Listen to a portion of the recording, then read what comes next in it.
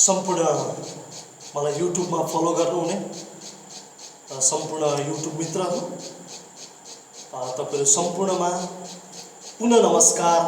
जय मसीह। म pastor John P अधिकारी सियोन achalasia प्रार्थना भवन बाँसगढी बर्दिया। तपाईले मलाई युट्युबमा हाम्रो बाँसगढी बर्दियामा पनि फलो गर्न सक्नुहुन्छ। हाम्रो बाँसगढी बर्दिया सियोन एक्लेसिया प्रार्थना भवन भनेर तपाईले सर्च गर्नुभयो भने तपाईले मलाई फलो गर्न सक्नुहुन्छ। सब्स्क्राइब गर्नुहोस्। तपाईले नयाँ परमेश्वरको वचनहरूद्वारा आशिष प्राप्त गर्नुहुनेछ। समय अनुकूलका वचनहरू हामी तपाईलाई दिने म तपाईलाई निरन्तर प्रयास गर्नेछु।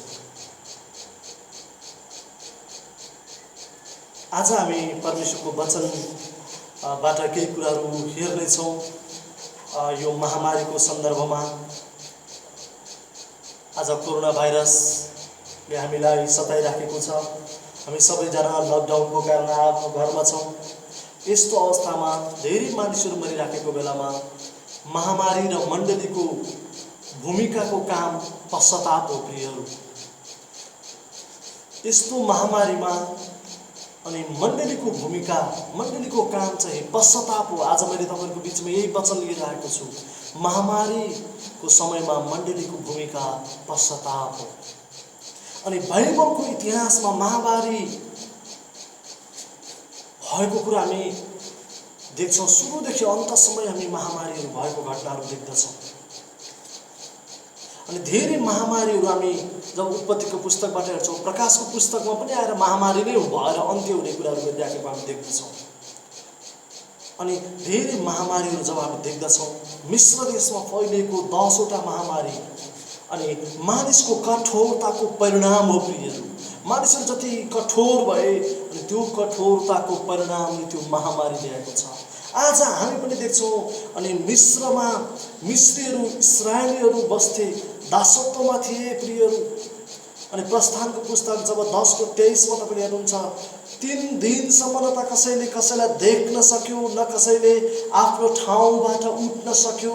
तर सारा इस्राएलीहरू बसेका ठाउँहरूमा भने उज्यालै रह्यो, घनाघोर अन्धकार भयो, कोही कहीं जान सकेन। त्यसैले हाम्रो देशमा आज विश्वमा कोरोना भाइरसले आक्रान्त गरे तापनि हामीलाई हाम्रो परमेश्वरले बचाउनु हुनेछ। हाम्रो परमेश्वर हाम्रा मण्डलीका मानिसहरूलाई महामारीबाट बचाउनु हुने परमेश्वर हुनुहुन्छ। मण्डली भनेको हामी विश्वासीहरू हौं, येशूलाई ग्रहण गरेका मानिसहरू हौं। अनि यो डरको कारणले हाम्रो परमेश्वरमा हामीले विश्वासमा कतिपटक कमी गरिराखेका हुन सक्छौं। र डाक्टरले हामीलाई मास्कहरू लगाउनुहोस्, सेनिटाइजरहरूको प्रयोग गर्नुहोस्, अनि गलत अफवाहको पछाडि नलागोस् भनिराख्नु भएको छ। तर हामी कतिपटक यो गरेर कोरोनाबाट भाग्छ कि त्यो गरेर भाग्छ कि भनेर हामी लागिराखेका छौँ। तर वचनले तपाईले मलाई भन्दछ, परमेश्वरको डर भएमा जिउने, आज्ञा पालन गर्ने मान्छेलाई परमेश्वरले त्यो महामारीबाट जोगाउनु हुनेछ। प्रस्थानको पुस्तक 15 अध्यायको 26 पदमा हामी त्यहाँ देख्दछौँ। र उहाँले भन्नुभयो, तिमीहरूले परमप्रभु आफ्ना परमेश्वरका कुरा ध्यानसित सुन्यौ, उहाँको दृष्टिमा जे ठिक छ सो गर्यौ, र उहाँका आज्ञाहरूमा ध्यान लगायौ, र उहाँका सबै विधि विधानहरू मान्यौ भने जुन रोग मैले मिश्रीहरूमाथि ल्याएको थिएँ ती मध्ये एउटै पनि तिमीहरूमाथि ल्याउने छैन, किनकि तिमीहरूलाई निको पार्ने म परमप्रभु हुँ। यसमा 4वटा शर्तहरू परमेश्वरले तपाईले मलाई राख्नु भएको छ प्रियहरू। हामी प्रश्नसँग देख्छौँ। 1 नम्बरमा चाहिँ भनिराखेको छ, परमप्रभु परमेश्वरका कुरा ध्यानसित सुन्यौ। परमेश्वरको वचन ध्यानसँग सुन्ने, परमेश्वरका कुरा ध्यानसँग सुन्ने। दोस्रो कुरा उहाँको दृष्टिमा जे ठिक छ त्यो मात्रै गर्ने। तेस्रो कुरा उहाँको आज्ञाहरूमा ध्यान दिने। अनि चौथो कुरा प्रियहरू, उहाँका सबै विधि विधानहरू जब तपाईले मैले पालन गर्छौं, यो महामारीबाट तपाईले मैले छुटकारा पाउँछौं। आमेन। आज समयको अन्तरालमा, फरक समयको अन्तरालमा विभिन्न खालका महामारीहरू आइराखेको छ। कहिले होइको महामारीको हामी देख्दछौँ, कहिले समुद्री छालको महामारीको कुरा गर्छौँ, कहिले भूकम्पको महामारीको हामी कुरा गर्दछौँ। अनि महामारी आउनु उहाँको आफ्नै कारणहरू प्रियहरू। भजन सङ्ग्रह 106 को 28 र 29 मा तपाईले भेट्न सक्नुहुन्छ। तिनीहरूले पोरको बाल देवताहरूको पूजा गरे, निर्जीव देवताहरूलाई चढाएका बलिका थोकहरू खाए। तिनीहरूले आफ्ना दुष्ट कामले परमप्रभुलाई क्रोधित पारे र तिनीहरूमा रूढी फैलियो, महामारी फैलियो। जब जब मानिसहरूले अपराधहरू गर्न लागे, परमेश्वरको विरुद्धमा काम गर्न लागे, तब महामारी फैलियो। प्रियहरू, हामीले यहाँ देखिराखेका छौँ मानिसले गलत काम गरेर परमेश्वरलाई क्रोधित तुल्याए, जसको कारणले गर्दा आज महामारी फैलिएको छ। प्रकाशको पुस्तक 6 को 8 मा तपाईले मैले जब हेर्छौँ, मैले पहिलो घोडा देखेँ र घोडसवारको नाउँ चाहिँ मृत्यु थियो र पाताल चाहिँ त्यसका पछि पछि लागेको थियो। अनि पृथ्वीको चौथाइ भागलाई तरवार, अनिकाल, महामारी र पृथ्वीका जङ्गली जनावरद्वारा मार्ने अख्तियारी र तिनीहरूलाई शप दिएको थियो। यो सब परमेश्वरको भयङ्कर क्रोधको कारणले हुन्छ। फरक देशमा फरक खालको महामारीले आक्रान्ता पारिराखेको छ। अनि चीनको वुहान सहरबाट सुरु भएको आज कोरोना भाइरस प्रियहरू यस्तो खालको ठाउँ हो। चीनको वुहान सहर, त्यहाँ डाक्टरहरू लाचार भइराखेका अवस्थाहरू छन्। डाक्टरहरूको अनुसन्धानहरूले केही पनि उपाय गर्न सकिराखेको छैन। अनि कोरोना भाइरसको दबाई पत्ता लगाउन सकिराखेको छैन प्रियहरू। अनि त्यो दबाईहरू पत्ता नलगाउँदाखेरिमा शरीरको इम्युनिटी पावर कसरी बढ्छ त्यो मात्रै खालका दबाईहरू चलाइएको छ, तर भाइरसको अहिलेसम्म दबाई बनिराखेको अवस्थाहरू छैन। अनि सारा विश्व अधिकांश मानिसहरू, सहरभित्र बस्ने मानिसहरू, गाउँभित्र बस्ने मानिसहरू सबै घरभित्र थुनिएका छन्। आज घरभित्र बस्न बाध्य छन्। अनि हामीले विचार गर्छौँ सेनिटाइजरले मात्रै बाँच्दैन, सचेतना हामीले अपनाउन सकेनौँ भने सेनिटाइजर लाउँदैमा मात्रै हामी भाइरसबाट बच्दैनौँ। तर परमेश्वरले मानिसलाई बचाउन सक्नुहुन्छ। अब हाम्रो कारणले गर्दा महामारी आएको छ प्रियहरू। अहिले हामीले हेऱ्यौँ, अब परमेश्वरले हामीलाई कसरी बचाउन सक्नुहुन्छ त त्यसको कारणहरू यहाँ केही बताइराख्नु भएको छ।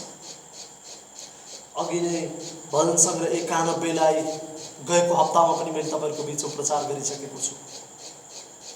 जब भजन सङ्ग्रह 91 मा तपाईले मैले हेर्छौँ, निश्चय नै उहाँले तिमीलाई सिकारीको पासो र घातक रूढीबाट बचाउनुहुनेछ, न त अन्धकारमा फैलिने रूढीदेखि, न मतदेहमा नाश गर्ने महामारीदेखि तिमी डराउनेछ। गन्ती 16 को 44 र 45 मा जब तपाईले मैले पढ्छौँ, त्यहाँ पनि हामी देख्छौँ तपाईँ र म परमेश्वरमा छौँ भने घातक रूढीबाट उहाँले तपाईँ मलाई बचाउनुहुन्छ। चाहे त्यो दिनमा आउने महामारी हो, चाहे रातमा आओस्। योना निनवे सहरमा 40 दिनपछि परमेश्वरले नाश गर्छु भनेर भन्नुभयो अनि योना प्रचार गर्न गएका छन्। तर 40 दिनपछि त्यहाँको राजाले यही कुरा भनेका छन्, राजाले शोक गरेका छन्। प्रिय, जब तपाईँ योना 3 को 6 देखि 10 मा हुनुहुन्छ, निनवे सहर 40 दिनपछि पश्चाताप नगरे परमेश्वरले नाश गर्नेछ भन्नुभयो। पशु पंक्षी कसैले केही नखाएर रुँदै पश्चाताप गर्दै नराम्रो कामबाट फर्के, तब परमेश्वरले आफ्नो निर्णय बदल्नु भयो। आज तपाईँ र मैले के रुँदै पश्चाताप गरेका छौँ, उपवास बसेर प्रार्थना गरेका छौँ। पश्चातापले गर्दा आज पश्चातापले हामीले पाउनुपर्ने सबै दण्डहरूबाट परमेश्वरले हामीलाई बचाउन सक्नुहुन्छ। अनि आज पश्चातापले सबै पापहरूबाट हामीलाई बचाउन सक्छ।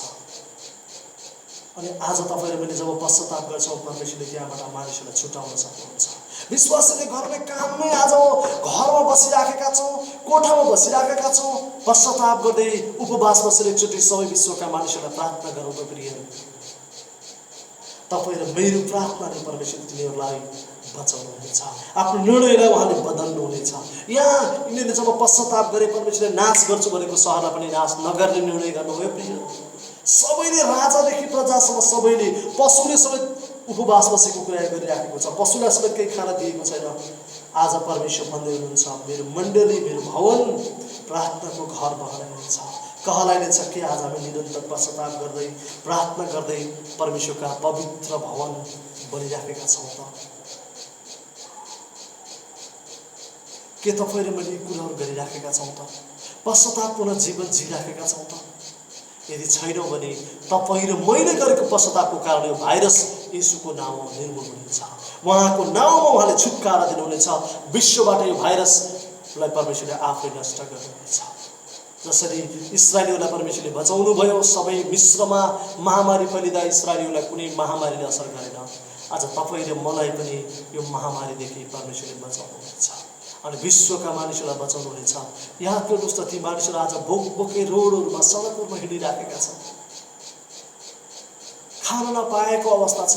तपाईँ र मैले जे सक्छौँ आफ्नो छिमेकीलाई, आफ्नो छरछिमेकमा टोलमा हुनेहरूलाई बाँडचुँड गरौँ र परमेश्वरको त्यो प्रेमलाई प्रकट गरौँ। प्रियहरू, परमेश्वरले एक कुरा भन्नुभयो, दिन दुखीहरूमाथि दया गर। मेरो प्रेमले उहाँले एकदमै दुखीहरूमाथि जहिले पनि दयाको हात बढाउनु भयो। अनि आज वचनले पनि देखेर भन्दैछ, तिमीहरूले पश्चाताप गरेर म कहाँ बिन्ती गर्यौ भने, तिमीले त्यो पापहरू छोड्यौ भने म तिमीहरूको पापलाई क्षमा गर्नेछु।